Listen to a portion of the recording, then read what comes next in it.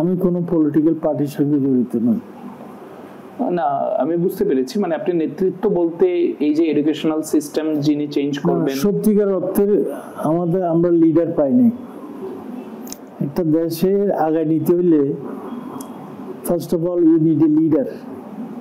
Leader will give you the vision. ভিশনকে implement করবে ওই দেশের জনগণ। ওই লিডারকে সৎ হইতে হবে, ভিশন থাকতে হবে।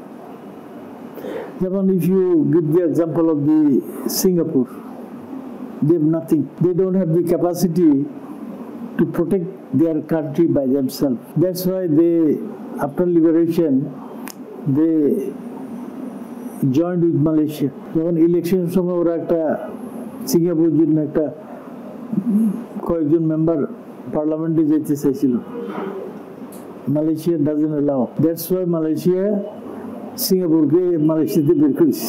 Literally, Lee Kuan was crying, I will save his country. That country আজকে কোথায়? Because of leader confidence ছিল বলে।